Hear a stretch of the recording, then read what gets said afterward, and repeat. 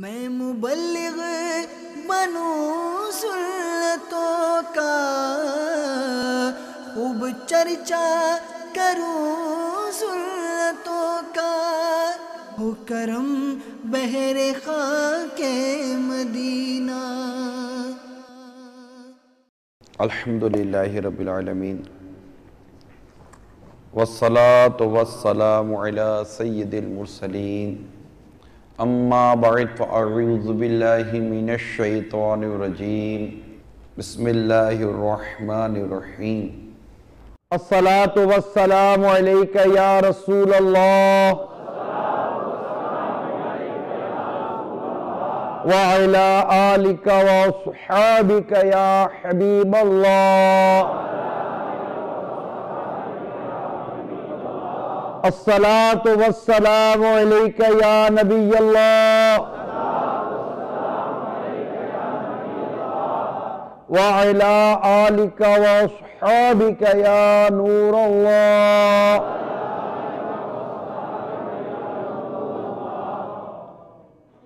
فرمان مصطفیٰ صلی اللہ تعالی علیہ وآلہ وسلم، جس نے مجھ پر روز جمعہ 200 بار درود پاک پڑھا، اس کے 200 سال کے گناہ معاف ہوں گے۔ میٹھے میٹھے اور پیارے پیارے اسلامی بھائیوں، درود پاک کے بے شمار فضائل و برکات ہیں۔ اللہ کرے کہ ہم ذکر و درود سے اپنی زبان کو تر رکھنے میں کامیاب ہو جائیں۔ حضرت سیدنا ابو ہریرہ رضی اللہ تعالی عنہ سے مروی ہے کہ سرکار مدینہ راحت قلب و سینہ صلی اللہ تعالی علیہ وسلم کا فرمان عظمت نشان ہے، اللہ عز و جل کے کچھ سیاح یعنی سیر کرنے والے فرشتے ہیں، جب وہ محافل ذکر کے پاس سے گزرتے ہیں تو ایک دوسرے سے کہتے ہیں یہاں بیٹھو۔ جب ذاکرین یعنی ذکر کرنے والے دعا مانگتے ہیں تو فرشتے ان کی دعا پر آمین یعنی ایسا ہی ہو کہتے ہیں۔ جب وہ نبی پر درود بھیجتے ہیں تو فرشتے بھی ان کے ساتھ مل کر درود بھیجتے ہیں، حتیٰ کہ وہ منتشر یعنی ادھر ادھر ہو جاتے ہیں۔ پھر فرشتے ایک دوسرے کو کہتے ہیں کہ ان خوش نصیبوں کے لیے خوشخبری ہے کہ وہ مغفرت کے ساتھ واپس جا رہے ہیں۔ صلو علی الحبیب صلی اللہ علیہ وسلم۔ تو دیکھیے، یہ اس طرح کے اجتماعات میں مغفرت کی بشارتیں ہوتی ہیں، مغفرت کے پروانے تقسیم ہوتے ہیں، لہذا اچھی اچھی نیتوں کے ساتھ اول تا آخر شرکت کرنے کی نیت سے کہیے انشاءاللہ عز و جل، کہ اچھی اچھی نیتوں کے ساتھ بیٹھوں گا، اول تا آخر بیٹھوں گا، اور موبائل فون برائے کرم سوئچ آف کر کے اپنی جیب میں ڈال کے بھول جائیے۔ آپ دور دراز سے سفر کر آئیں، وقت نکال کر آئیں، اللہ تعالیٰ آپ کا آنا قبول فرمائے، آپ کی کوششیں قبول فرمائے، اور اس اجتماع کو ہماری مغفرت کا ذریعہ بنائے، ہمارے لیے دنیا اور آخرت کی آسانیوں کا ذریعہ بنائے۔ پلیز موبائل فون رکھتے ہیں، میری مدنی التجا ہے، ریکویسٹ ہے، پلیز یہ کیپچرنگ فوٹو مووی سب بند کر کے صرف اللہ اور اس کے رسول کی رضا کے لیے سر جھکا کر، آنکھیں نیچی کر کے، کہ آنکھیں نیچی رکھنے کی عادت پیدا ہو سکے تو دو زانوں بیٹھ جائیں، جیسا تحیات میں بیٹھتے ہیں نا ایسے دو زانوں بیٹھ جائیے۔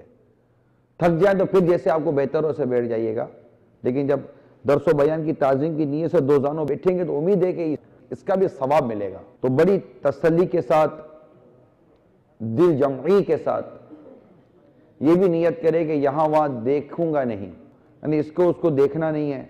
اور کسی ایک عموماً ہو یہ رہا ہے کہ اجتماع میں موبائل فون کی گھنٹی بجتی ہے، اور بدقسمتی سے ہمارے موبائل فونوں میں میوزیکل ٹیون بجتی ہے، اور بڑی بے ہدا قسم کی ٹیون بجتی ہے۔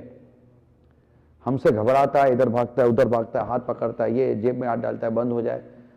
بندوں سے شرماتا ہے، اللہ سے نہیں شرماتا۔ تو برائے کرم اپنے میوزیکل ٹیون بھی اس کو موبائل فون سے نکال دیں گے، یہ بھی ناجائز ہے، گناہ ہے، اور گناہ سے بچنے کا ایک کاش کہ ہمارا ذہن بن جائے۔ تو میری مدنی التجا ہے برائے کرم اپنے موبائل فون کا سوئچ آف کر دیں، بعض نہیں مانتے۔ اب بیان کے دوران جب موبائل کی گھنٹی بجتی ہے نا تو سب ادھر ادھر دیکھتے ہیں۔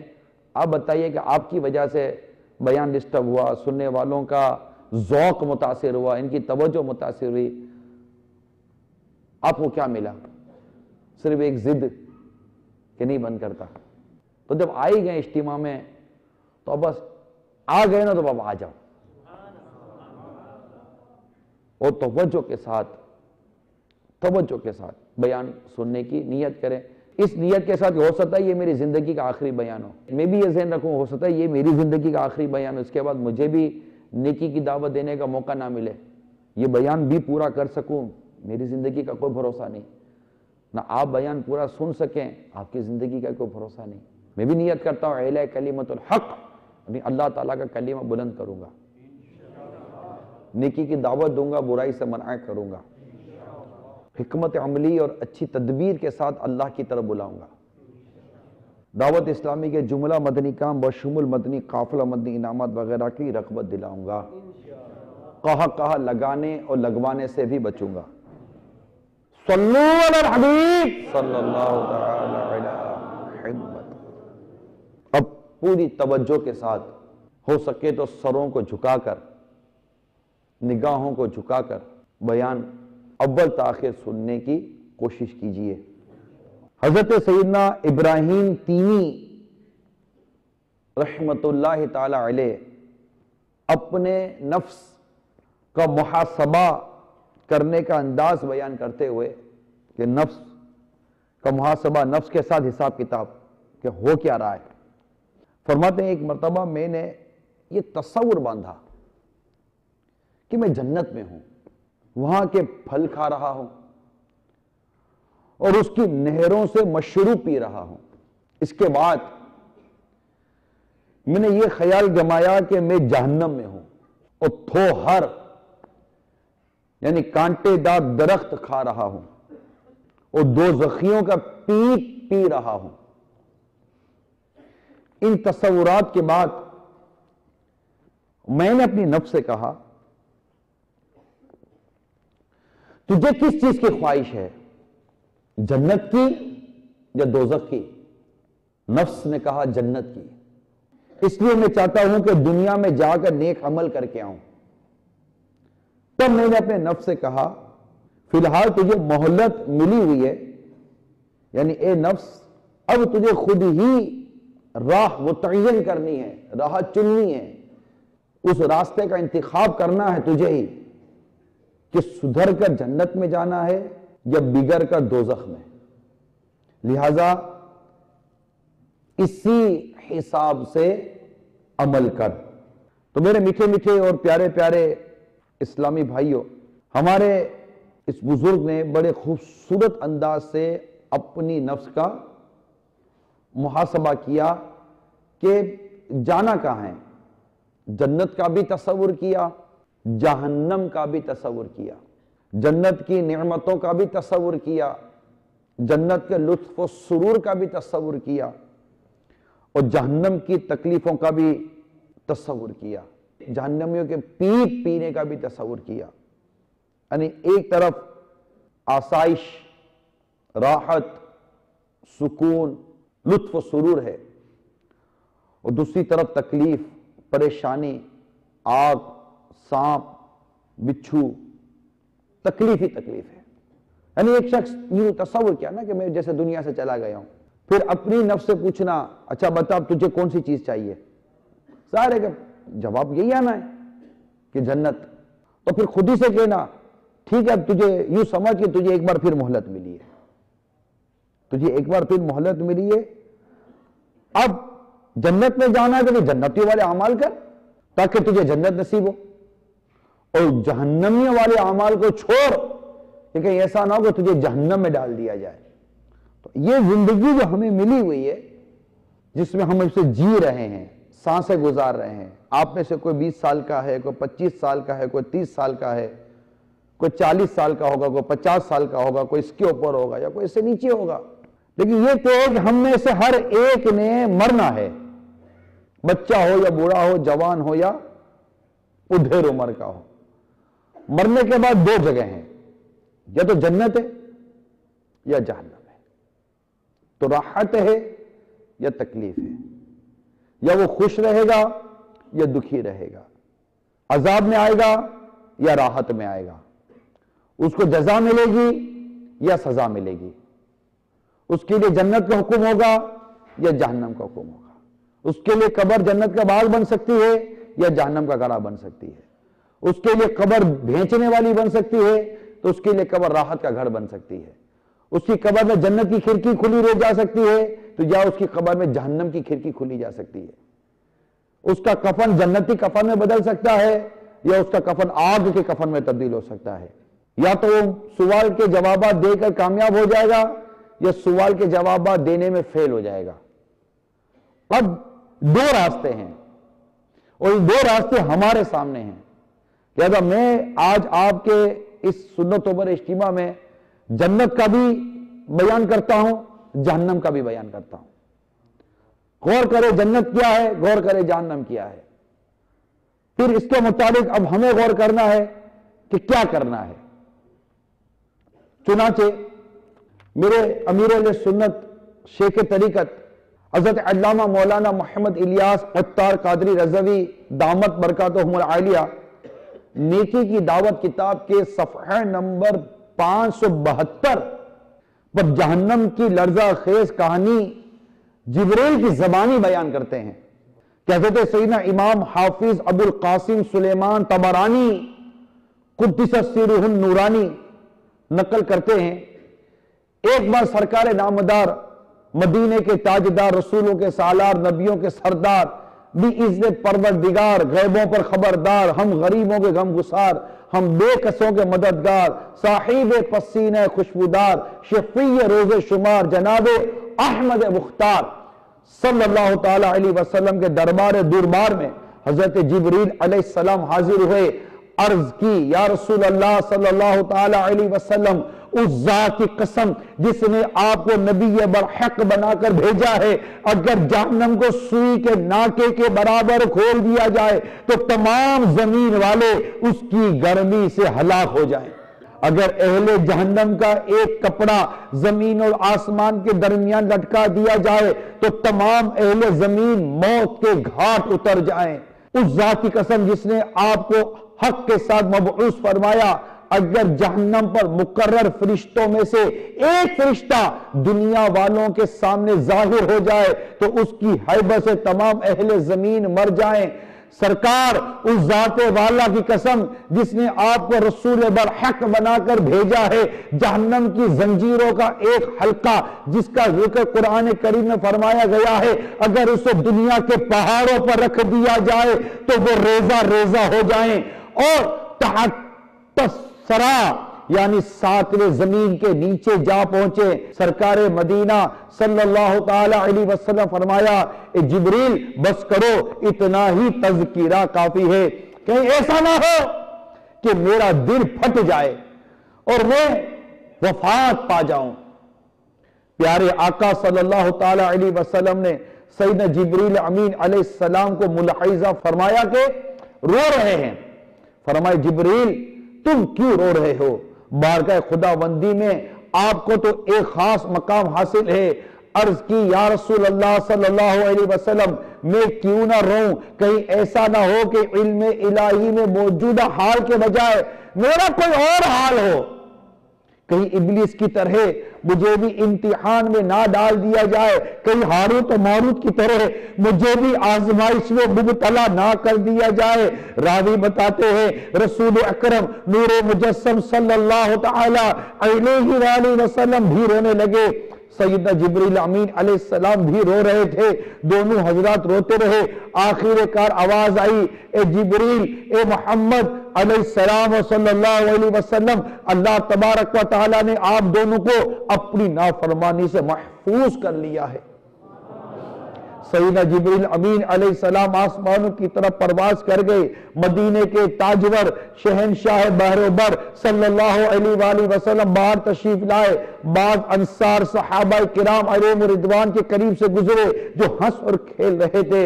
فرمایا تم ہنس رہے ہو، تمہارے پیچھے جہنم ہے، اگر تم وہ باتیں جانتے جو میں جانتا ہوں تو تم تھوڑا ہنستے اور زیادہ روتے، اور تم کھانا پینا چھوڑ دیتے اور پہاڑوں کی طرف نکل جاتے اور خود مشقتیں برداشت کر کے عبادت الہی عز و جل بجا لاتے۔ آواز آئی، اے محمد صلی اللہ تعالی علیہ وآلہ وسلم، میرے بندوں کو مایوس مت کیجئے، میں نے آپ کو خوشخبری دینے والا بنا کر بھیجا ہے اور تنگی کرنے والا بنا کر نہیں بھیجا۔ بس رسول اکرم صلی اللہ تعالی علیہ وسلم نے فرمایا راہ راست پر گامزن رہو، یعنی سیدھے راستے پر چلو اور میانہ روی اختیار کرو۔ میرے میٹھے میٹھے اور پیارے پیارے اسلامی بھائیوں، غور فرمائیے، ہمارے پیارے پیارے آقا مکی مدنی مصطفیٰ صلی اللہ تعالی علیہ وآلہ وسلم معصوم بلکہ سید المعصومین ہو کر بھی، اور جبریل امین علیہ السلام بھی معصوم اور معصوم فرشتوں کے آقا ہونے کے باوجود عذاب جہنم کا تذکرہ چھیڑنے پر خوب خوف رب باری سے گریہ و زاری کر رہے ہیں۔ اور ایک ہم ہیں گناہ پر گناہ کیے جائیں مگر جہنم کا ہولناک تذکرہ سن کر اب دل لرزے، نہ ہمارا کلیجہ کہاں پہ اور نہ ہی پلکیں بھیگے۔ افسوس، 100 کروڑ افسوس، عذاب جہنم کی خوفناک باتیں سن کر بھی نہ ہمیں پشیمانی آئے، نہ پریشانی، نہ خجالت، نہ ندامت۔ ندامت سے گناہوں کا ازالہ کچھ تو ہو جاتا، ندامت سے گناہوں کا ازالہ کچھ تو ہو جاتا، مجھے رونا بھی تو آتا نہیں ہائے ندامت سے، ہائے۔ ہمارے بزرگان دین رحمہم اللہ مبین کی حالت یہ ہوتی کہ جہنم کا تذکرہ سن کر یا جہنم کے عذابات کے بیان پر مشتمل قرآنی آیات سن کر بے ہوش ہو جاتے، بلکہ بعضوں کی تو روحیں پرواز کر جاتی۔ چنانچہ حضرت سیدنا منصور بن امامہ رضی اللہ تعالی عنہ فرماتے ہیں، میں سفر حج کے دوران کوفے کی ایک گلی میں ٹھہرا ہوا تھا، اندھیری رات میں کسی ضرورت سے نکلا، ایک گھر سے رقت انگیز مناجات کی کچھ اس طرح آواز سنی، اے میرے پروردگار تیری عزت اور تیرے جلال کی قسم، میں نے اپنی معصیت میں تیری مخالفت کا ارادہ نہیں کیا، میں نے گناہوں میں تیری مخالفت کا ارادہ نہیں کیا تھا۔ ہاں اتنا ضرور ہے کہ گناہ کرتے وقت تجھ سے ناواقف بھی نہ تھا، بس مجھ سے گناہ سرزد ہو گیا مولا، اور مجھ پر تیری ڈھیل دینے والی پردہ پوشی نے مجھے گناہ پر دلیر کر دیا، اور میری بدبختی نے گناہ پر میری مدد کی، اور میں اپنی نادانی کے سبب نافرمانی میں مبتلا ہو گیا۔ اب میں تیرے فضل سے امید رکھتا ہوں کہ تو میرا عذر قبول فرمائے گا۔ اب اگر تو نے میری معذرت قبول نہ کی اور مجھ پر رحم نہ فرمایا، ہائے عذاب، ہائے عذاب میں میرے غم کی درازی۔ جب وہ خاموش ہوا تو میں نے پارہ 28 سورہ تحریم کی 6 آیت کریمہ پڑھی، یا ایھا الذین آمنوا قوا انفسکم واہلیکم نارا وقودها الناس والحجارہ علیہا ملائکۃ غلاظ شداد لا یعصون اللہ ما امرهم ویفعلون ما یؤمرون۔ ترجمہ کنز ایمان، اے ایمان والوں اپنی جانوں اور اپنے گھر والوں کو اس آگ سے بچاؤ جس کے ایندھن آدمی اور پتھر ہے۔ اس پر سخت کرے فرشتے مقرر ہیں جو اللہ کا حکم نہیں ٹالتے اور جو انہیں حکم ہو وہی کرتے ہیں۔ آیت مبارکہ پڑھنے کے بعد میں نے ایک شدید چیخنے اور دھرام گرنے کی آواز سنی۔ اس کے بعد خاموشی طاری ہو گئی اور کسی قسم کی ہل جل کی آواز محسوس نہ ہوئی۔ پھر اپنا کام نپٹا کر اپنی قیام گاہ پر واپس آ گیا۔ جب میں صبح اس طرف گیا تو لوگ تعزیت کے لیے جمع تھے اور رونے کی آوازیں آ رہی تھی۔ اسی دوران ایک ضعیف بڑھیا دیکھی جو رو رو کر کہہ رہی تھی، اللہ تعالیٰ میرے بیٹے کے قاتل کو جزائے خیر نہ دے، اس نے میرے بیٹے کو عذاب الہی کیا کہ بیان پر مشتمل آیت کریمہ تلاوت کی جس کی تاب نہ لا کر وہ خوف خدا کے سبب گرا اور فوت ہو گیا۔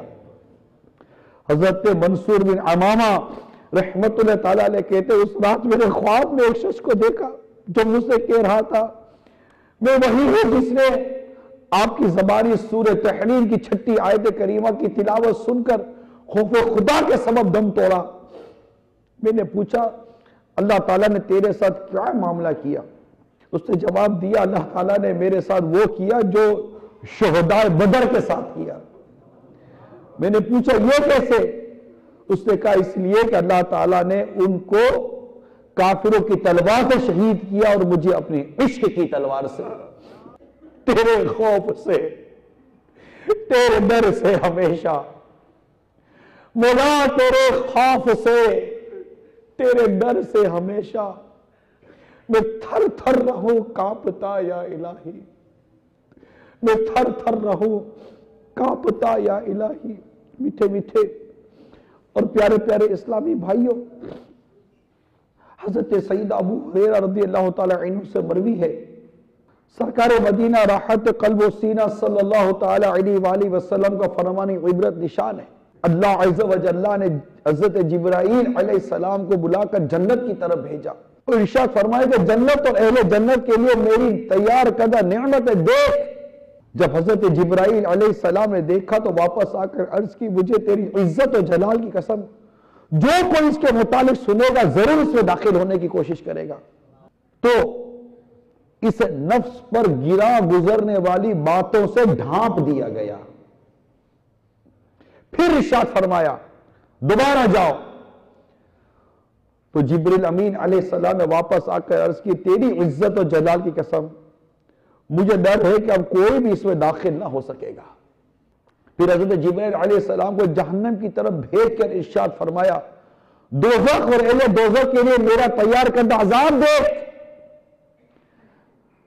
جب حضرت جبرائیل امین علیہ السلام نے دیکھا تو عرض کی مجھے تیری عزت و جلال کی قسم کوئی شخص اس میں داخل نہ ہو سکے گا۔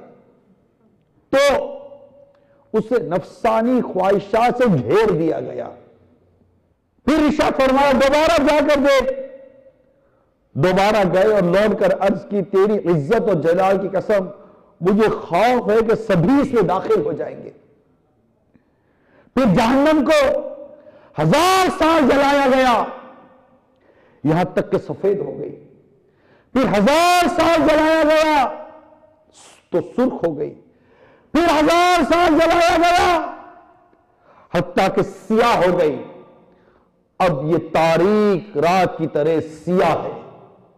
حضرت سیدہ ابن مسعود رضی اللہ تعالی عنہ سے مروی ہے کہ نبی پاک صاحب الاولاق صلی اللہ تعالی علیہ وسلم کا فرمان عبرت نشان ہے دنیا کی آگ جہنم کی آگ سے 70 درجے کم ہے، اور اگر اس کو 2 مرتبہ سمندر میں نہ ڈالا گیا ہوتا تو تم اس سے کچھ بھی نفع نہ اٹھا سکتے۔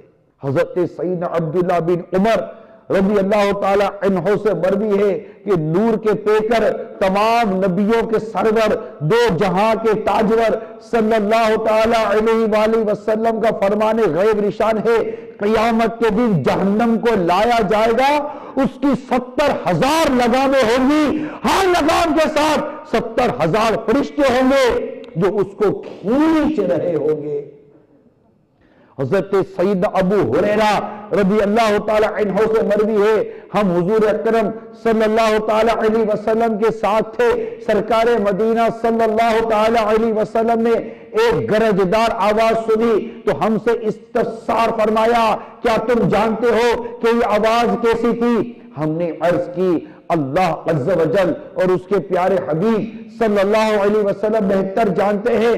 تو آپ صلی اللہ علیہ وسلم نے ارشاد فرمایا، یہ ایک پتھر تھا جس کو 70 سال پہلے جہنم میں پھینکا گیا تھا اور اب تک اس میں گر رہا تھا، یہاں تک کہ اب اس کی تہ میں پہنچ گیا۔ 70 سال پہلے ایک پتھر جہنم میں پھینکا گیا اور اب جا کر یہ جہنم کی تہ میں پہنچا۔ کیا بنے گا؟ کبھی سوچا ہے؟ اللہ نہ کرے، اللہ نہ کرے، گناہوں کے سبب جہنم میں ڈال دیے گئے، بنے گا کیا؟ حضرت سیدنا ابو ہریرہ رضی اللہ تعالی عنہ سے مروی ہے کہ سرکار مدینہ صلی اللہ تعالی علیہ وسلم نے ارشاد فرمایا، جب اہل دوزخ کو دوزخ کی طرف ہانکا جائے گا تو جہنم ان سے سختی سے پیش آئے گی اور ان پر ایسی بھڑکے گی کہ کسی ہڈی پر گوشت نہ رہنے دے گی، یہاں تک کہ کونچوں تک جا پہنچے گی۔ حضرت سیدنا قتادہ رضی اللہ تعالی عنہ فرمایا کرتے تھے، لوگوں کیا تم میں اس کی طاقت ہے؟ کیا تم جہنم کی آگ برداشت کر سکتے ہو؟ اے لوگوں، اللہ کی اطاعت تمہارے لیے اس سے بہت آسان ہے، لہذا تم اس کی اطاعت کرو۔ ہم فرما برداری سے بھاگ گئے، اطاعت سے دور ہٹ گئے، ہم جہنم کی طرف دوڑے چلے جا رہے ہیں۔ ہم بھول رہے ہیں کہ اگر اللہ ناراض ہوا اور ہمیں جہنم کی آگ میں ڈال دیا گیا تو ہمارا بنے گا کیا؟ ہم موت کو بھول گئے، ہم قبر کو بھول گئے، ہم جہنم کی وحشت کو بھول گئے، ہم جہنم کی دہشت کو بھول گئے، جہنم کی آگ کو بھول کر بیٹھے ہیں، ہم قبر کو بھول کر بیٹھے ہیں، ہم بہت کچھ بھول کر بیٹھے ہیں۔ میٹھے اور پیارے اسلامی بھائیوں، ہم نافرمانی پر اترے ہوئے ہیں، ہم نے نافرمانی کے انجام پر کبھی غور نہیں کیا۔ حضرت سیدنا حسن بصری علیہ رحمت اللہ القوی فرماتے میں نے ایک رات قبر اور موت کے متعلق خوب غور کیا تو اسی رات میں نے خواب دیکھا کہ گویا میں قبرستان میں ہوں، مردے اپنی قبروں میں اس حال میں ہیں کہ ان کے بستر بچھے ہوئے ہیں اور ان کی بھینی بھینی خوشبو پھیلی ہوئی ہے۔ میں نے پوچھا یہ کون ہیں؟ مجھے بتایا گیا یہ فرما بردار ہیں جو قیامت تک اللہ کے خاص فضل و کرم میں رہیں گے۔ میں نے پوچھا نافرمان کہاں ہیں؟ تو بتایا گیا زمین نے انہیں دہشت کی تاریکیوں میں دھسا دیا، اب نہ تو وہ دیکھ سکتے ہیں نہ ہی دکھائے جائیں گے۔ نیک اور بدکار دونوں میں فرق یہ ہے کہ ایک کے لیے دنیا قید خانہ اور قبر آزادی ہے، دوسرے کے لیے دنیا آزادی اور قبر قید خانہ ہے۔ انہوں نے دنیا میں خود کو تھکا کر وصال کی حلاوت اور وجدان کی راحت پائی ہے، کانوں کو ناپسندیدہ باتوں سے بند کر کے نظریں جھکاتے ہوئے جمال خدا بندی کا مشاہدہ کیا اور محبت الہی کا جام پی کر مدہوش ہو گئے۔ ہم بہت زیادہ نافرمانی میں مبتلا ہو کر ان تمام تر مدنی پھولوں کو، ان تمام تر باتوں کو، قبر و حشر کی باتوں کو، جہنم کی ہولناکیوں کو میٹھے اسلامی بھائیوں بھول کر بیٹھے ہیں۔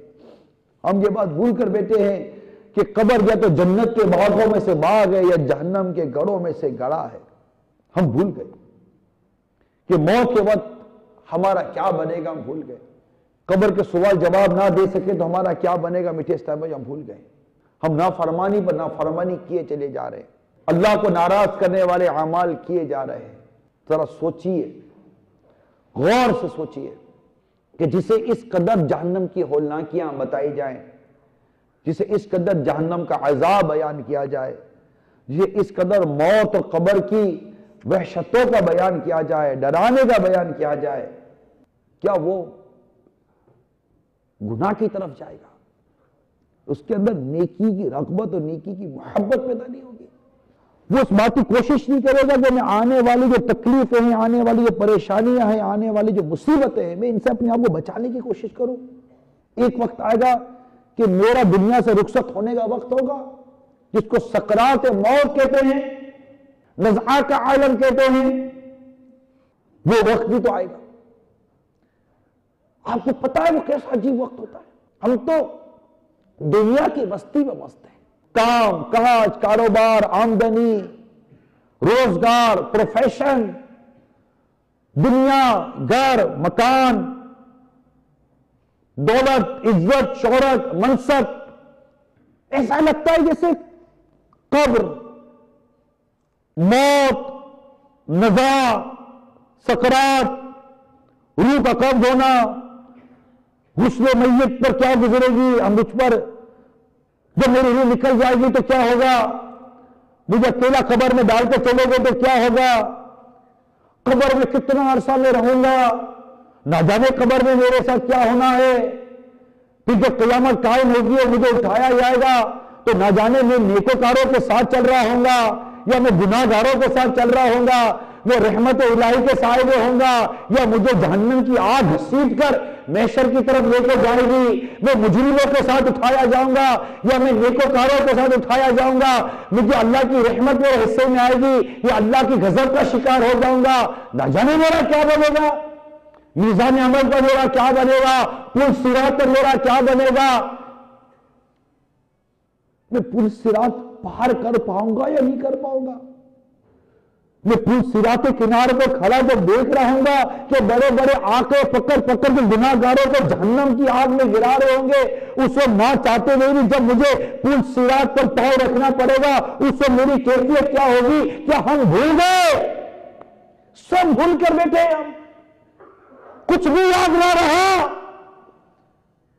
اس قدر دنیا کی محبت، دنیا کی چاہت، دولت کی محبت، دولت کی چاہت، گناہوں کی لذت، فلموں کی لذت، گانوں کی لذت، غیبت کی لذت، چغلی کی لذت، فلموں ڈراموں کی لذت، بدنگاہی کی لذت، جوئے کی لذت، بدکاری کی لذت، گناہوں کی لذت اس قدر غالب ہو گئی کہ جہنم اور قبر کی تکلیفوں کو بھول گئے، نزاع کی تکلیفوں کو بھول گئے، سکرات کی تکلیفوں کو بھول گئے، روح نکلنے کی تکلیفوں کو بھول گئے، گناہ گاروں کے ساتھ جو سلوک ہونا ہے اس سلوک کو بھول کر بیٹھے ہو، تمہیں کیا ہو گیا ہے؟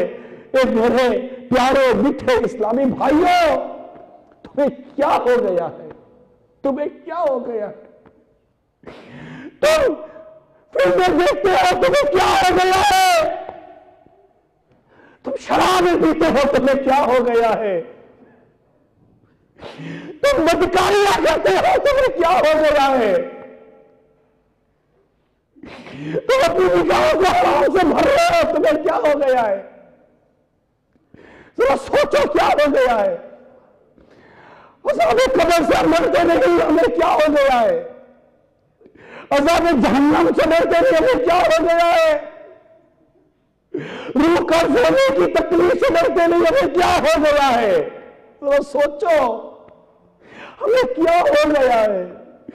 یہ کون سی دنیا کی محبت کا انجیکشن لگ گیا ہے جو ہمارا بدن سن ہو گیا ہے، ہمارے جذبات سن ہو گئے، ہمارے احساسات سن ہو گئے، ہم سن کر بھی نہیں سن رہے، ہم سمجھ کر بھی نہیں سمجھ رہے، ہم دیکھ کر بھی نہیں دیکھ رہے، ہم کسی صورت ماننے کو تیار ہی نہیں ہے، ہم بدلنے کو تیار ہی نہیں ہے۔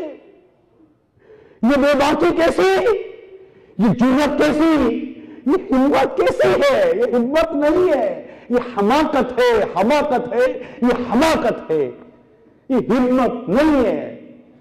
ایک موت کا جھٹکا ساری ہمت کو بلیا میٹ کر کے رکھ دے گا، ایک موت کا جھٹکا پڑے گا نا۔ وہ سورہ ملک الموت علیہ السلام کی جو گناہگاروں کی روح قبض کرتے وقت آپ جس صورت میں آتے ہیں، ارے وہ صورت دیکھ کے تو ابراہیم علیہ السلام بے ہوش ہو گئے، ہمارا کیا بنے گا؟ اس قبر کا حال کہ جس کے بیان سن کر عثمان غنی رضی اللہ تعالیٰ عنہ جنتی صحابی ہیں، ظلم رہے ہیں، آقا کی دو شہزادیاں جن کے نکاح ہو رہی، جن کے بارے میں آقا فرماتے عثمان اب جو عمل کرے اس کو کوئی عمل نقصان نہیں پہنچائے گا، وہ عثمان غنی رضی اللہ تعالیٰ عنہ قبر کا حال سن کر روتے ہیں۔ ہم نہیں روتے، ہمارے اندر ہلچل پیدا نہیں ہوتی، ہمارے رونگٹے کھڑے نہیں ہوتے، ہمیں پسینے نہیں چھوٹتے، ہماری آنکھیں نہیں بہتی، دل نہیں لرزتا، خوف خدا کی کیفیت کا اظہار نہیں ہوتا، ہم لرزتے نہیں ہیں، ہم سہرتے نہیں ہیں، ہم جھجکتے نہیں ہیں، ہمیں ندامت بھی نہیں ہوتی۔ واقعی اگر اللہ ناراض ہو گیا، اس کے پیارے حبیب روٹ گئے اور خدا نہ خاصا ایمان ہی برباد ہو گیا تو کیا بنے گا؟ کبھی سوچا ایمان برباد ہو گیا تو کیا بنے گا؟ اگر موت کے وقت ایمان سلب ہو گیا تو میرا کیا بنے گا؟ کبھی ماں زبان پر بھاری پڑ گیا تو میرا کیا بنے گا؟ میری قبر میں جہنم کی آگ بھڑکا دی گئی تو کیا بنے گا؟ مجھ پر سانپ بچھو ازدہا اگر قبر میں مسلط کر دیے گئے تو میرا کیا بنے گا؟ میرے کمرے میں چوہا آ جائے تو میری حالت خراب ہو جاتی ہے، مجھے دیوار پر چپکلی نظر آ جائے تو مجھے نیند نہیں آتی، اگر قبر میں میرے سانپ اور بچھو آ گئے تو میں کہاں بھاگوں گا؟ میں تو مر چکا ہوں، میری روح نکل چکی ہے، میں حرکت نہیں کر سکتا، وقت نظر آ رہا ہے، عقل میری سلامت ہے، کوئی کیڑا میرے گال میں گھس رہا ہے تو کوئی کیڑا میرے ناک میں گھس رہا ہوگا، کوئی کیڑا میرے کان میں گھس رہا ہوگا تو کوئی کیڑا میرے ہونٹوں کو کھا رہا ہوگا، آہستہ آہستہ میرا جسم قبر میں گل رہا ہوگا، آئے میں کچھ نہیں کر سکتا، آئے میرے اعمال، آخر ہمیں قبر کی یہ وحشتناک باتیں کیوں نہیں تڑپاتی جو کہ ابھی ہماری روح قبض نہیں ہوئی، ابھی ہمارے پاس مہلت ہے، ابھی سانسیں آ رہی ہے، توبہ کا دروازہ کھلا ہے، رحمت الہی پکارتی ہے، آجا میرے بندے معافی مانگ لے، توبہ کر لے، گناہوں سے باز آجا، نافرمانی سے باز آجا، سچی توبہ کر لے، تیرے سارے گناہ بخش دیے جائیں گے، تجھے معاف کر دیا جائے گا، آجا، آ جاؤ میرے رب کے بندو، آ جاؤ، آ جاؤ، اللہ تم پر رحم کرے، اللہ ہم سب پر رحم کرے، اللہ ہم سب کو نیکی کی توفیق دے، اللہ ہماری قبر کو جنت کا باغ بنا دے، ہم سے نہ سردی برداشت ہوتی ہے نہ گرمی برداشت ہوتی ہے، لال دیکھ سے ہم ڈرتے ہیں، کیڑے مکوڑوں سے ہم ڈرتے ہیں، مچھر کا ڈنگ ہم سے برداشت نہیں ہوتا، قبر میں سانپ بچھو کے ڈنگ کیسے برداشت کریں گے؟ گھر میں چولہا جلاتے ہوئے ڈر لگتا ہے، گرم پتیلی پکڑتے ہوئے ڈر لگتا ہے، شاور میں گرم پانی تیز آ جائے تو چیخ نکل جاتی ہے، جہنم کی آگ کیسے برداشت ہوگی؟ جہنم کا کھولتا پانی کیسے برداشت ہوگا؟ جہنمیوں کا پینا پڑ گیا تو کیا بنے گا؟ اللہ نہ کرے اگر جہنم کی آگ کی جوتی پہنا دی گئی تو کیا بنے گا؟ ایک کڑے پہننے والوں، الٹی سیدھی دھات، چاہے چاندی ہو، سونا ہو، دھات ہو، کوئی بھی ہو، یہ میٹل کی چیزیں جو کڑا کی صورت میں، بریسلیٹ کی صورت میں، انگوٹھیوں کی صورت میں، جو ناجائز انگوٹھی ہے اس کی صورت میں گلے میں چینے چلاتے ہو، ذرا سوچو اگر یہ آگ کے انگارے بنا دیے گئے تو کہاں بھاگو گے؟ اے داڑھی منڈانے والوں ذرا سوچو اگر تمہارے داڑھی منڈے چہرے پر بچھو چپکا دیے گئے تو کیا بنے گا؟ کیوں نہیں ڈرتے ہو؟ کیوں نہیں ڈرتے؟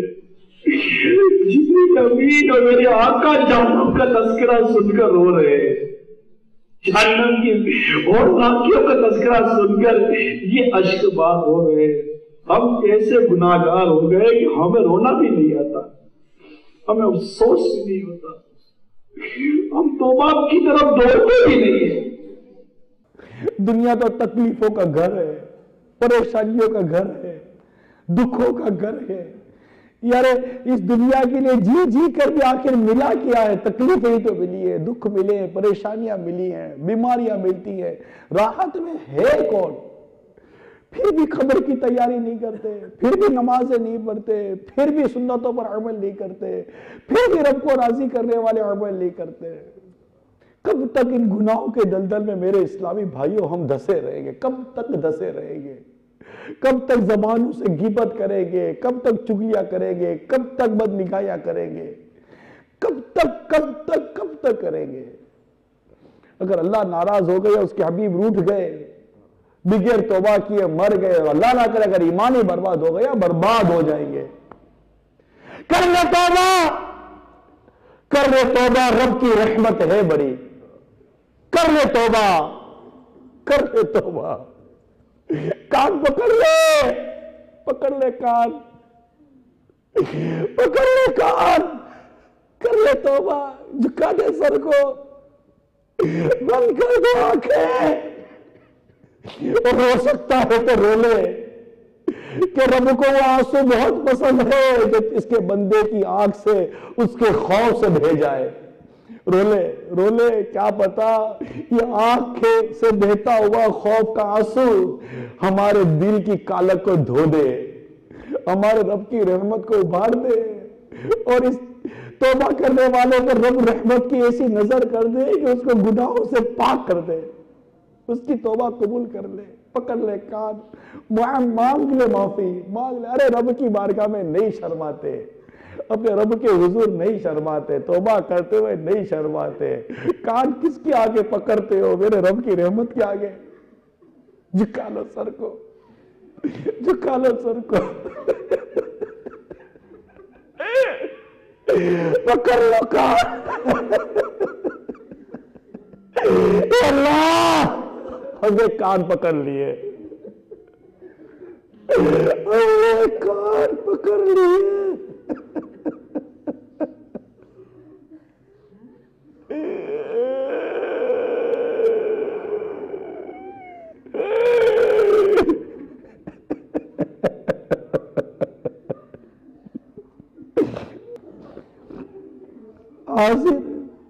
آگے آگے تیرے باغے مجرم آگے، اللہ آگے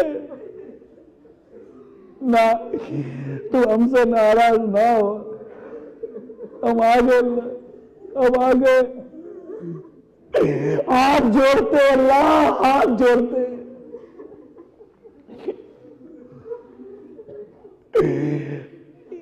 ہم پر رحمت کی نظر کر مولا۔ ہم گناہوں میں بہت آگے چلے گئے مولا، ہمیں واپس آنا نصیب کر دے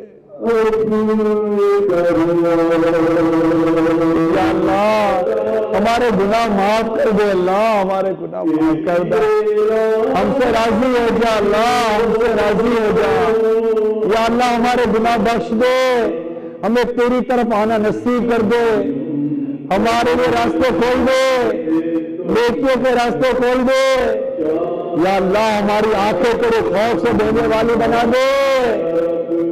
صلی علی الحبیب صلی اللہ تعالی علی محمد، توبوا الی اللہ، صلو علی الحبیب صلی اللہ تعالی علی، صلو علی الحبیب صلی اللہ تعالی، صلو علی الحبیب، توبوا الی اللہ، توبوا الی اللہ، توبوا الی اللہ، صلی علی الحبیب، استغفر اللہ، استغفر اللہ۔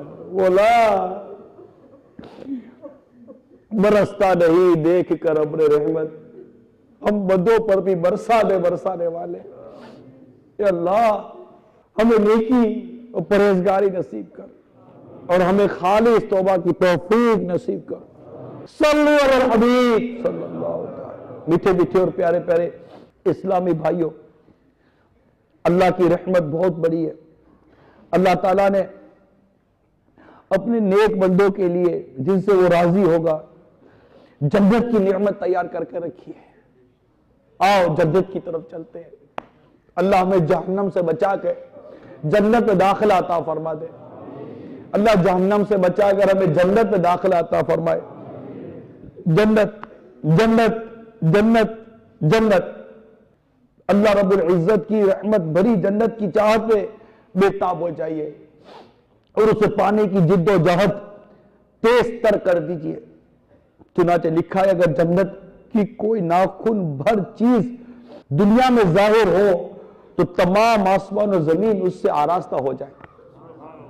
اگر جنتی کا کنگن یعنی کلائی کا ایک زیور ظاہر ہو تو آفتاب یعنی سورج کی روشنی مٹا دے جیسے آفتاب ستاروں کی روشنی مٹا دیتا ہے. جنت کی اتنی جگہ جس میں کوڑا یعنی چابک درہ رکھ سکے دنیا اور اس کے اندر جو کچھ بھی ہے ان سب سے بہتر ہے. جنت کی دیواریں سونے اور چاندی کی اینٹوں اور مشک کے گاڑے کی بنی ہوئی ہیں. ہائے ہائے ہائے ذرا تصور تو کرو. جنتیوں کو جنت میں ہر قسم کے لذیذ سے لذیذ کھانے ملیں گے. جو چاہیں گے فوراً ان کے سامنے موجود ہوگا. اگر کسی پرند کو دیکھ کر اس کے گوشت کھانے کو جی ہو تو اس سے وہ بھینا ہوا ان کے پاس آ جائے گا. ہائے ہائے کیا تھا جنتی کے کیسے مزے ہیں. اگر پانی وغیرہ کی خواہش ہو تو کوزے خود ہاتھ میں آ جائیں گے. ان میں ٹھیک اندازے کے موافق پانی دودھ شراب اور شہد ہوگا کہ ان کی خواہش سے ایک قطرہ کم نہ زیادہ پینے کے بعد خود بخود جہاں سے آئے تو وہیں چلے جائیں گے. وہاں کی شراب یہ دنیا کسی نہیں جس میں بدبو اور کرواہٹ اور نشہ ہوتا ہے اور پینے والے بے عقل ہو جاتے ہیں آپے سے باہر ہو کر بے ہدا بکتے ہیں. وہ پاک شراب ان سب باتوں سے پاک اور منزہ ہے. وہاں نجاست گندگی پخانہ پیشاب تھوک ریٹ کان کا میل بدن کا میل اصلاً یعنی بالکل نہ ہوں گے. ایک خوشبودار فرحت بخش ڈکار آئے گی. خوشبودار فرحت بخش پسینہ نکلے گا. سب کھانا ہضم ہو جائے گا اور ڈکار اور پسینے سے مشک کی خوشبو نکلے گی. ہر وقت زبان سے تصریح اور تکبیر با قصد یعنی ارادتن اور بلا قصد یعنی بلا ارادے مثل سانس کے جاری ہوگی. کم سے کم ہر شخص کے سرہانے 10,000 خادم کھڑے ہوں گے. آؤ یا جنت چلتے ہیں. کیا رکھا ہے یہاں پر. آؤ جنت کی تیاری کرتے ہیں. کم سے کم ہر شخص کے سرہانے 10,000 خادم کھڑے ہوں گے. خادموں میں ہر ایک ہاتھ میں چاندی کا پیالہ ہوگا اور دوسرے ہاتھ میں سونے کا اور ہر پیالے میں نئے نئے رنگ کی نعمت ہوگی. کتنا کھاتا جائے گا لذت میں کمی نہ ہوگی بلکہ زیادتی ہوگی. ہر نوالے میں 70 مزے ہوں گے. ہر مزہ دوسرے مزے سے ممتاز. وہ مزے معنن یعنی ایک ہی ساتھ محسوس ہوں گے. الگ الگ مزے ایک ہی ساتھ محسوس ہو رہے ہوں گے. ایک کا احساس دوسرے سے معنی یعنی روکنے والا نہ ہوگا. ہر ایک کے مزے برابر برابر مل رہے ہوں گے. جنتیوں کے نہ لباس پرانے پڑیں گے نہ ان کی جوانیاں فنا ہوں گی. اگر جنت کا کپڑا دنیا میں پہنا جائے تو جو دیکھے بے ہوش ہو جائے اور لوگوں کی نگاہیں اس کا تحمل یعنی یہ برداشت نہ کر سکے. اگر کوئی حور سمندر میں تھوک دے اس کی تھوک کی شیرینی یعنی مٹھاس کی وجہ سے سمندر شیریں یعنی میٹھا ہو جائے. اور ایک روایت ہے کہ اگر جنت کی عورت 7 سمندروں میں تھوکے تو وہ شہد سے زیادہ شیریں یعنی میٹھے ہو جائیں. سر کے بال پلکوں بھوؤں کے سوا جنتی کے بدن پر کہیں بال نہ ہوں گے. سب بے ریش ہوں گے. سرمگی یعنی سرما لگی آنکھیں. 30 برس کی عمر کے معلوم ہوں گے.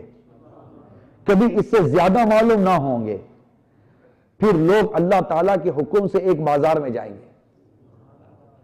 جسے ملائکہ یعنی فرشتے گھیرے ہوئے ہیں، اس میں وہ چیزیں ہوں گی کہ ان کی مثل نہ آنکھوں نے دیکھی، نہ کانوں نے سنی، نہ قلوب یعنی دلوں پر ان کا خطرہ یعنی خیال گزرا. ایسی چیزیں ہوگی، اس میں سے جو چیز چاہیں گے ان کے ساتھ کر دی جائے گی. وہ خرید و فروخت نہ ہوگی، اور جنتی اس بازار میں باہم ملیں گے. ہائے، چھوٹے مرتبے والا بڑے مرتبے والے کو دیکھے گا، اس کا لباس پسند کرے گا. ہنوز یعنی ابھی گفتگو ختم بھی نہ ہوئی ہوگی کہ خیال کرے گا کہ میرا لباس اس سے اچھا ہے. اور یہ اس وجہ سے ہے کہ جنت میں کسی کے لیے غم نہیں ہے. جنت میں غم نہیں ہے. ایک غموں کی دنیا میں گھرے ہوئے آؤ جنت کی طرف چلتے ہیں جس میں غم نہیں ہے. جنتی باہم ملنا چاہیں گے، ایک کا تخت دوسرے کے پاس چلا جائے گا، اور ان میں اللہ کے نزدیک سب سے معزز وہ ہے جو اللہ تعالیٰ کے وجہ کریم کے دیدار سے ہر صبح و شام مشرف ہوگا. اللہ کا دیدار کرے گا صبح و شام. جب جنتی جنت میں جا لیں گے، اللہ عز و جل ان سے فرمائے گا کچھ اور چاہتے ہو جو تم کو دوں؟ کچھ اور چاہتے ہو جو تم کو دوں؟ عرض کریں گے مولا تو نے ہمارے منہ روشن کیے، جنت میں داخل کیا، جہنم سے نجات دی. اس وقت پردہ کے مخلوق پر تھا، اٹھ جائے گا. تو دیدار الہی سے بڑھ کر کوئی چیز نہ ملی ہوگی. اللہ کا دیدار کریں گے. اللہم ارزقنا زیارتا وجہک الکریم بجاہ حبیبک رؤوف الرحیم علیہ الصلاوات والتسلیم. یعنی یا اللہ عز و جل اپنے حبیب رؤوف الرحیم علیہ الصلاۃ والتسلیم کے صدقے اپنا دیدار نصیب فرما.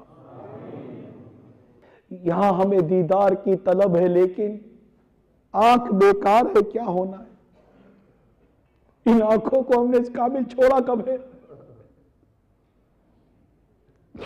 ان آنکھوں سے تو وہ کام کیے جا رہے ہیں کہ کہیں ان آنکھوں میں جہنم کی آگ نہ بھر دی جائے، کہیں ان آنکھوں میں جہنم کی آگ کی سلائی نہ پھیر دی جائے.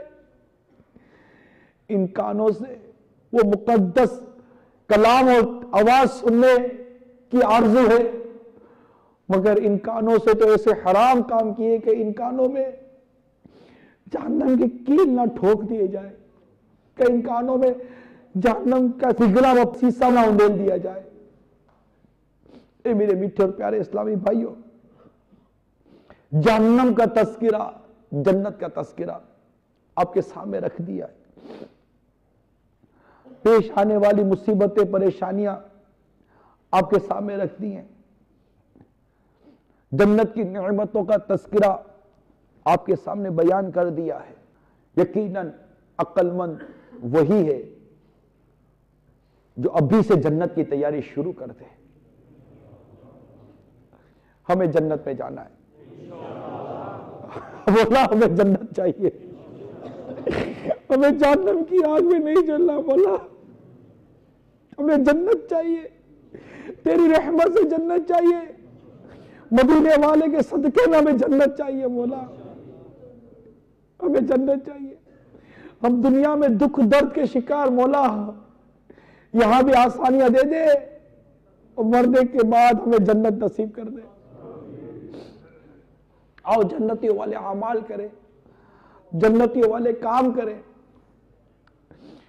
کوئی بھی اس بات کو سمجھنے میں اس کو دقت نہیں ہے کہ نماز کی پابندی جنت والے عمل ہے، فرائض کی پابندی جنت والے عمل ہے، نیکیاں کرنا جنت والے عمل ہیں، گناہوں سے بچنا جنت والے عمل ہیں. بد نگاہی کرنے والے کے لیے جہنم ہے. نماز قضا کرنے والا خود کو جہنم کا مستحق بنا رہا ہے. بد نگاہی کرنے والا خود کو جہنم کا مستحق بنا رہا ہے. اس دنیا کی یہ جو لذتیں ہیں، گانوں میں لذت، فلموں میں لذت، بد نگاہی میں لذت، مگر یہ لذت ہمیں مروا دے گی. نفس سے لڑنا سیکھیں ہم, ان میں لذت نہ ڈھونڈیں, ان کی تکلیفوں کو محسوس کریں. اللہ کی فرما برداری میں جو لذت ہے اس کی نافرمانی میں تو تکلیف ہی تکلیف ہے. ہماری سوچ تبدیل ہو گئی ہے, نیکی کرے, پرہیزگاری کرے. ایک بزرگ رحمت اللہ تعالی علیہ نے 40 سال تک اللہ کی عبادت کی. ایک بار دعا کی, یا اللہ تیری رحمت سے مجھے جو کچھ جنت میں ملنے والا اس کی کوئی جھلک دنیا میں بھی دکھا دے. ابھی دعا جاری تھی کہ یکدم محراب شک ہوئی, اور اس میں سے ایک حسینہ جمیلہ حور برآمد ہوئی. اس نے کہا تجھے جنت میں مجھ جیسی 100 حوریں عنایت کی جائیں گی, جن میں ہر ایک کی 100 خادمائیں اور ہر خادمہ کی 100 کنیزیں ہوں گی, اور ہر کنیز پر 100 ناظمائیں یعنی انتظام کرنے والیاں ہوں گی. یہ سن کر وہ بزرگ خوشی کے مارے جھوم اٹھے. اس سوال کیا کہ کیا کسی کو جنت میں مجھ سے زیادہ بھی ملے گا؟ جواب ملا اتنا تو ہر اس عام جنتی کو ملے گا جو صبح و شام استغفر اللہ العظیم پڑھ لیا کرتا ہے. کیسی رب کی رحمت ہے دیکھو یار. اس رب کی نافرمانی کرنا جو 3 بار صبح و شام پڑھنے والے کے لیے ایسی جنت کی نعمتیں تیار کی رکھی ہیں, اس رب کی نافرمانی کرے نہ. ہمیں رب کی نافرمانی نہیں کرنی چاہیے, اور ہم آج سے توبہ کرتے ہیں, آج کے بعد اپنے رب کی نافرمانی نہیں کریں گے. نیت کرو, آج کے بعد اپنے رب کی نافرمانی نہیں کریں گے, بس نہیں کریں گے. ہمیں جنت چاہیے, آیا مدینہ جنت چاہیں گے انشاءاللہ. جنت جنت جنت جنت, بس جنت چاہیے. اللہ بس جنت دے دے, ہمیں جنت دے دے. میرے جرم و قصور پر تو نہ جا, میرے جرم و قصور پر تو نہ جا, اپنی رحمت پہ کر نظر یا رب, اپنی رحمت پہ کر نظر یا رب, اپنی رحمت پہ کر نظر. گدا بھی منتظر ہے خلد میں نیکوں کی دعوت کا, رضا بھی منتظر ہے خلد میں نیکوں کی دعوت کا, گدا بھی منتظر ہے خلد میں نیکوں کی دعوت کا. خدا دن خیر سے لائے سخی کے گھر ضیافت کا.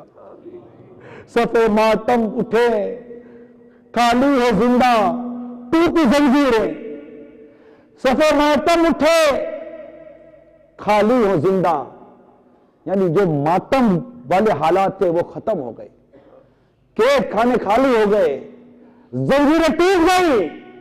صفے ماتم اٹھے خالی ہو زندہ ٹوٹی زنجیریں, گناہگارو چلو مولا نے در کھولا ہے جنت کا.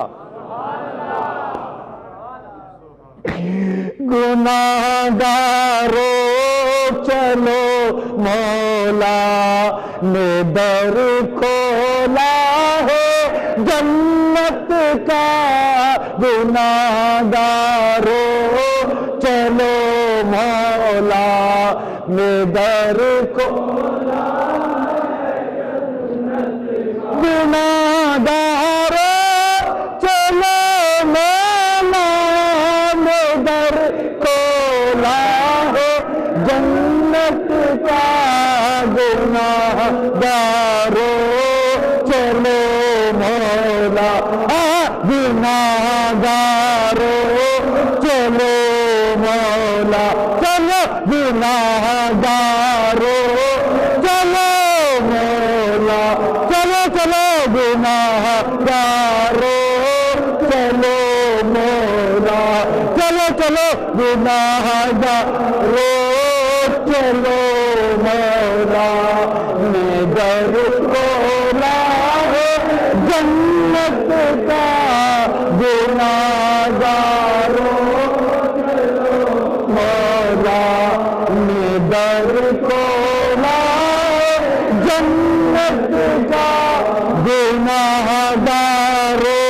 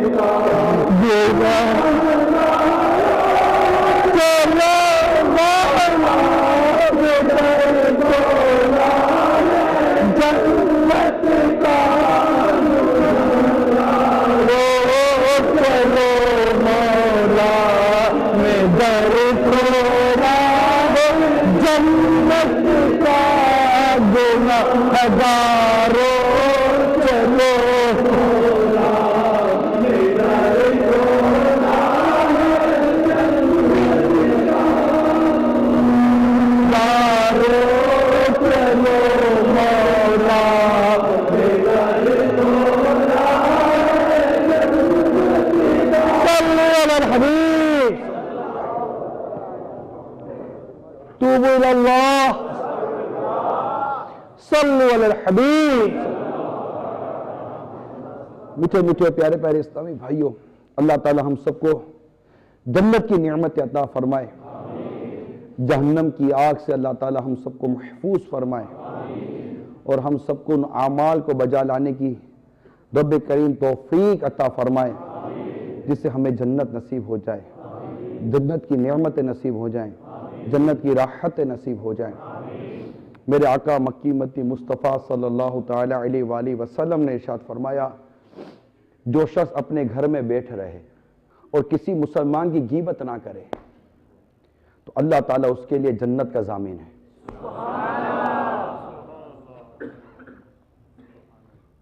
کر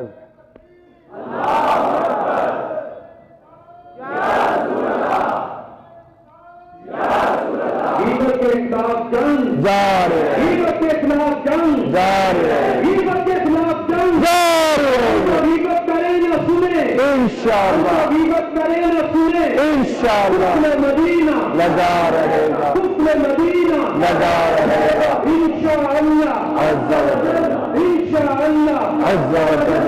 حضرت امامہ لگا رہے گا، رخ داری سر پہ جلتے اکثر نظریں اکثر نظریں حیا سے نظریں حیا سے نظریں مسجد پر تحریک جاری رہے گی، جاری رہے گی. صلی اللہ تعالی علیہ. حضرت سیدنا ابو سعید خدری رضی اللہ تعالی عنہ بیان کرتے ہیں کہ ہمارے پیارے پیارے آقا صلی اللہ تعالی علیہ وسلم فرمایا، جو شخص اچھی طرح نماز پڑھتا ہو، اس کے عیال یعنی گھر والے زیادہ اور مال کم ہو، اور وہ شخص مسلمانوں کی غیبت نہ کرتا ہو، میں اور وہ جنت میں ان دو کی طرح ہوں گے. یعنی آپ نے انگشت شہادت اور بیچ کی انگلی ملا کر دکھایا، یہ اس طرح ہوں گے. کون؟ نماز اچھی طرح پڑھتا ہو، پھر عیال بڑا ہو، آل اولاد ہوتی ہے نا، یہ زیادہ ہو مگر مال کم ہو. صبر آیا؟ صحیح بتاؤ، صبر آتا ہے؟ مزہ آیا نا؟ ایک تکلیف، پریشانی، ٹینشن کم ہوتا ہے کیا یار؟ ٹھیک ہے تکلیف ہے، انعام تو دیکھو، کرم تو دیکھو. ٹھیک ہے مصیبت ہے، پریشانی ہے، دکھ ہے، مگر عنایت تو دیکھو یار، وہ تو دیکھو یار. دنیا تو جیسے تیسے گزر جائے گی، بس آقا کا پڑوس مل جائے یار، آقا کا پڑوس مل جائے. تو جو شخص اچھی طرح نماز پڑھتا ہو، اس کے عیال یعنی گھر والے زیادہ ہوں اور مال کم ہو، اور وہ شخص مسلمانوں کی غیبت نہ کرتا ہو، تو جنت میں سرکار صلی اللہ تعالی علیہ وسلم اور وہ ایسے ہوں گے. آقا صلی اللہ علیہ وسلم نے یہ انگلی کا اشارہ کیا، دونوں انگلیاں ایسے ساتھ. اتنی پیاری جنت کی بشارت ہے. غیبت سے بچنا ہے، نمازوں کی پابندی کرنی ہے، اسی طرح اور گناہوں سے بچو اور نیکیوں کی طرف آ جائیے. اب نیکیوں کی طرف آ جائیں گے، ٹھیک ہے؟ اب ہم نے اپنے لیے نہ جہنم کی آگ والے کام کرنے ہیں، نہ قبر و حشر کی سختی والے کام کرنے ہیں. ذہن بنتا ہے نا؟ اس کے لیے اپنے اندر تبدیلی لائیے. اللہ کرے ہمارا دل نرم ہو، نماز کا وقت آئے جھرجھری آ جائے، بے چینی آ جائے، یار نماز پڑھ. کوئی لاکھ آپ کو گناہ کی طرف بلائے، برائی کی طرف بلائے، منع کر دو یار، تو مجھے جنت چاہیے. ایک مشہور واقعہ ہے، خلاصہ میں عرض کر رہا ہوں کہ عورت کسی نوجوان کو گناہ کی طرف بلاتی تھی، اپنی طرف بلاتی وہ نظریں جھکا کر، آنکھوں قفل مدینہ لگا کر گزر جاتا، کبھی اس کی طرف دیکھتا نہیں، مگر وہ عورت مسلسل اس کے پیچھے پڑی رہی. ایک دن کچھ قدم بھیکے اور وہ چلا اس عورت کے گھر کی دہلیز کی طرف. جیسے ہی پہنچا، خوف خدا نے غلبہ کیا اور قرآن پاک کے کچھ ارشاد یاد آئے. گش کھا کر بے ہوش ہو کر زمین پہ گر گیا. عورت پریشان ہو گئی، اب کیا کروں؟ اس نے اس نوجوان کو اٹھوا کر اسے گھر کے باہر رکھوا دیا. بوڑھا باپ پریشان تھا کہ بیٹا اب تک آیا نہیں، ورنہ مسجد سے سیدھا گھر آ جاتا تھا. دروازہ کھلا تو بیٹا باہر بے ہوش. گھر میں لائے, ہوش آیا, باپ نے واقعہ پوچھا, بچہ سچا تھا, اچھا تھا, سچ بتا دیا. جیسے سچ بتایا, واقعہ سنایا, پھر خوف خدا کا غلبہ ہوا, اور اب کی بار ایسا غلبہ ہوا کہ اس کی روح نکل گئی. خوف خدا سے اس کا دم نکل گیا. والد صاحب نے راتوں رات تجہیز و تکفین وغیرہ, تدفین وغیرہ کے انتظام کر لیے. فاروق اعظم رضی اللہ تعالیٰ عنہ کو صبح پتہ چلا, اس نوجوان کی پہچانتے تھے, نیک تھا. اب گھر تشریف لائے, تعزیت وغیرہ کی, پھر اس کی قبر پر تشریف لے گئے, اور وہاں پر کھڑے ہو کر آپ کو پورا واقعہ پتہ چل گیا تھا کہ کس طرح اس کے دم نکلا. آپ نے اس نوجوان کی قبر پر کھڑے ہو کر سورہ رحمان کی آیت تلاوت کی, وَلِمَنْ خَافَ مَقَامَ رَبِّهِ جَنَّتَانِ, کہ جو اللہ کے حضور کھڑے ہونے سے ڈرا اس کے لیے 2 جنتیں. قبر سے نوجوان کی آواز آتی ہے, امیر المومنین مجھے میرے رب نے 2 جنت عطا کر دی.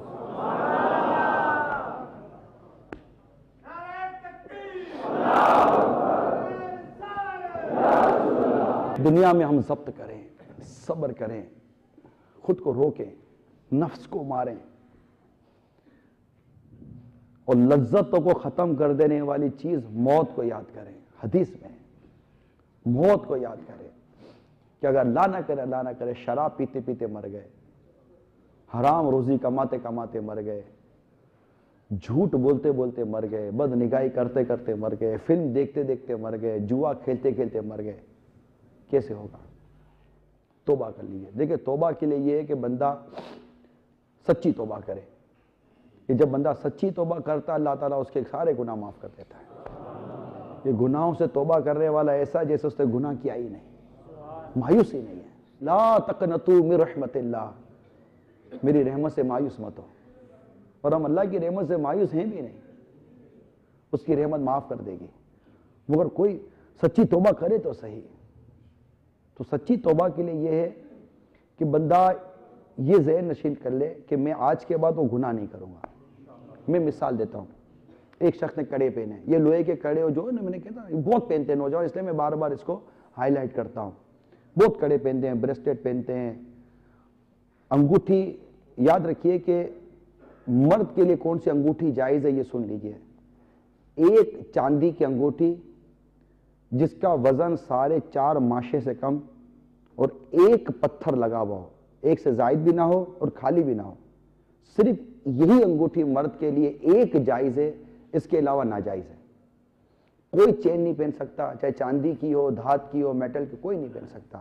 سونا وغیرہ یا کچھ بھی نہیں پہن سکتا, کڑا بھی نہیں پہن سکتا. اب ایک شخص چاہتا ہے کہ میں اس طرح کی ناجائز انگوٹھی سے توبہ کرتا ہوں, میں اس طرح کے کڑوں سے توبہ کرتا ہوں, میں اس طرح کی چین سے بھی توبہ کرتا ہوں. مثال دے رہا ہوں, تو پہلے وہ چین اتارے تو صحیح, کڑا نکال کے رکھ تو دے, انگوٹھی اتار تو دے, اور اللہ رب کی بات کہ یا اللہ میں نے اتار دیا, میں اب توبہ کرتا ہوں کہ آج کے بعد میں یہ نہیں کروں گا. یہ ہوئی اس کی سچی توبہ, اللہ اس کے گناہ معاف فرما دے گا. تو مجھے بعض اوقات ملتے ہیں کہ جناب یہ مدینے کا ہے, یہ فلاں بیماری کا ہے, یہ فلاں اس کا ہے. ایسی کوئی دلیل نہیں ہے. مدینے سے اگر کوئی ایسی چیز ملی ہے جو کہ ناجائز ہے تو مدینے کی چیز نہیں چلے گی, مدینے والے کی شریعت چلے گی. اگر کوئی مدینے سے معاذ اللہ کو فلم دیکھے گا تو کوئی مدینے میں فلم دیکھنا جائز تھوڑی ہو جائے گا. مدینے والے کی شریعت دیکھنی ہے. بعض کہتے ہیں جناب بیماری ہے اس لیے پہنا ہے, یہ چیزیں نہیں ہیں. ربڑ کی چیزیں آتی ہیں, دھاگے کی چیزیں آتی ہیں, میٹل جائز نہیں ہے, لہذا اس کو اتار دیجئے. ضد مت کریں. بعض اسلام میں ضد کرتے ہیں, آپ کی ضد آپ ہی کو نقصان پہنچائے گی. آپ کی ضد آپ کو میں یہ نہیں کہتا کہ آپ پہنتے ہیں, میں اب جنرل بات کر رہا ہوں. ہر سننے والا ضد نہ کرے. ہم کہتے ہیں داڑھی رکھ لو, ایک مٹھی داڑھی رکھنا یہ واجب ہے. اور سرکار کا عاشق بھی کیا داڑھی منڈاتا ہے؟ کیوں؟ عشق کا چہرے سے اظہار نہیں ہوتا.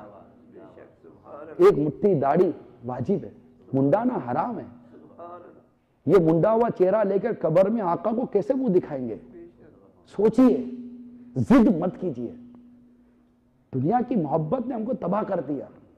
ایک مٹھی پوری داڑھی کی نیت ہو, نہ ایک مٹھی سے گھٹے نہ منڈے. اور آج تک جو داڑھی منڈا ہے اس کی توبہ بھی کر لیں. تو اب یہ سچی توبہ یہ ہوتی ہے نا کہ آدمی گناہ چھوڑنے کا ارادہ کرے اور اس گناہ پر نادم ہو، افسوس اور ندامت بھی ہو، اور وہ گناہ نہ کرنے کا پکا ارادہ ہو، تو یہ ہے سچی توبہ، خالص توبہ، توبۃ نصوح جس کو کہتے ہیں۔ تو ایسی توبہ کرے نا، نماز آج کے بعد میں نہیں قضا کروں گا، یہ توبہ کی ہم توبہ کرتے یا اللہ آج کے بعد میری کوئی نماز قضا نہیں ہوگی، تو ماشاءاللہ یہ توبہ ہے ہم نے کی، لیکن اب کیا پکا ارادہ ہے کہ میں واقعی نماز اب قضا نہیں کروں گا، ساتھ ہی ساتھ اگر آج عشاء نہیں پڑھی تو میں عشاء بھی پڑھوں گا، اور اب تک جو نمازیں قضا ہوئی ہیں اس کی ادا بھی کروں گا، یہ تو قرض ہے نا جو قضا ہوئی اس کو ادا بھی کرنا ہے، تو یوں نماز قضا جو ہوئی اس کو ادا بھی کرنا ہے اور آئندہ قضا نہیں کرنا، تو اس طرح سچی توبہ کریں گے تو جو نماز قضا کرنے کا گناہ ہوا ہے اللہ اپنی رحمت سے وہ گناہ معاف کر دے گا۔ شراب پیے اب توبہ کرنا چاہتا ہے، عجب، اللہ کی رحمت بہت بڑی ہے، بہت بڑی اللہ کی رحمت، بہت بڑی ہے۔ ارے توبہ کی توفیق ملنا بھی تو اس کی رحمت ہے، اس کی رحمت ہے تو توبہ کر رہا ہے نا، ورنہ توبہ کیسے کرتا ہے؟ اتنی بڑی رحمت کی نظر کی اس نے تیرے اوپر کہ تجھے توبہ کی توفیق دے رہا ہے، کتنی بڑی رحمت ہے، تو قبول بھی کرے گا۔ تو توبہ شراب سے کر لو کہ آج کے بعد میں شراب نہیں پیوں گا، اس کی کوئی قضا تو نہیں ہے، بس نہیں پیوں گا، پکا ارادہ ہو، پکا ارادہ، آج کے بعد جوا نہیں کھیلوں گا، بس آج کے بعد فلمیں نہیں دیکھوں گا، آج کے بعد بدنگاہی نہیں کروں گا، حرام روزی نہیں کماؤں گا، خلاص نہیں کروں گا۔ تو جس گناہ سے توبہ کرتا جائے پکا ارادہ ہو کہ میں وہ گناہ نہیں کروں گا، تبھی سچی توبہ ہے۔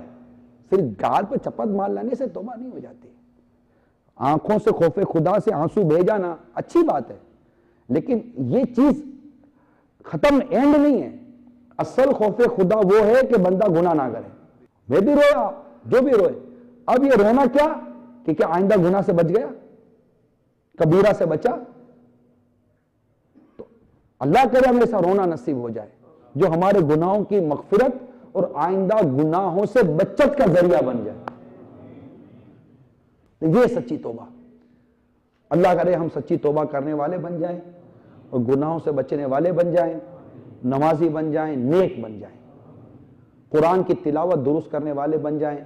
اب توبہ پر استقامت کیسے ملے؟ کر کے توبہ میں پھر گناہوں میں ہو ہی جاتا ہوں مبتلا یا رب، کر کے توبہ پھر گناہ کرتا ہے جو، میں وہی بدکار ہوں کرتے کرم۔ تو ہم توبہ کرتے ہیں پھر ٹوٹ جاتی ہے۔ توبہ پر استقامت کیسے ملے؟ اول تو دیکھیے توبہ پر استقامت کے لیے سب سے بہترین جو ذریعہ ہے وہ ہے ہاتھوں ہاتھ مدنی قافلے میں سفر کر لے، یہ سب سے بہترین ذریعہ۔ جیسے آپ نے ماشاءاللہ بھی جیسے توبہ کی ہوگی، ذہن بنا ہوگا، نیکی کرنے کا ذہن بنا ہوگا، نمازی بننے کا ذہن بنا ہوگا، جو بھی آپ کا نیکی پرہیزگاری کا ذہن بنا ہوگا، اب یہ ذہن بنانا تو فوراً نکل جائے برے ماحول سے اور اللہ کی راہ میں سفر کر جائے۔ ایک شخص نے 99 قتل کیے، 99 قتل کیے، اب اس کو احساس ہوا کہ میں توبہ کروں۔ اس نے کسی سے جا کر پوچھا کہ کیا میری توبہ قبول ہے؟ تو اس نے اس کو کہہ دیا کہ 99 قتل کرنے کے بعد توبہ کرنے آیا، چل۔ اس نے اس کو بھی قتل کر دیا، سینچری پوری کر لی۔ پھر اس کو احساس ہوا، پھر اس نے کسی سے جا کر کہا کہ میں نے 100 قتل کیے، کیا میری توبہ ہے؟ تو کہا کیوں نہیں، اللہ کی رحمت بہت بڑی ہے، وہ چاہے تو تیرے قتل کے گناہ معاف کر دے، توبہ کر اور فنا جگہ پر جا، وہاں نیک لوگوں کی بستی ہے، ان کے ساتھ وقت گزار۔ اس نے توبہ کی اور چل پڑا، راستے میں اس کی روح قبض ہو گئی۔ اب رحمت کے فرشتے بھی آئے اور عذاب کے فرشتے بھی آئے۔ عذاب کے فرشتے کہنے لگے کہ ہم اس کو لے جائیں گے کیونکہ اس نے 100 قتل کیے، رحمت کے فرشتے کہتے ہیں ہم لے جائیں گے کہ یہ توبہ کر کے نیکوں کی طرف جا رہا تھا، اب فیصلہ نہیں ہو رہا تھا۔ اس میں یہ ہوا کہ جہاں سے یہ چلا اور جہاں یہ جا رہا ہے اس زمین کے حصے کو ناپ لیا جائے۔ اگر یہ گناہ گاروں اگر اس بستی کی طرف ہے جہاں یہ گناہ کرتا تھا تو اے عذاب کے فرشتے تم لے جانا، اور اگر یہ اس طرف ہے جہاں نیک لوگ تھے تو اے رحمت کے فرشتے تم لے جانا۔ جب ناپی گئی تو اللہ تعالیٰ نے زمین کو حکم دیا تو زمین ادھر سے سمٹ گئی اور ادھر سے پھیل گئی، اور جب ناپا گیا تو وہ رحمت وہ نیک لوگوں کے قریب زیادہ تھا اور اس کو رحمت کے فرشتے لے گئے. توبہ کی, سچی توبہ کی, اور نیک لوگوں کی طرف چل پڑا.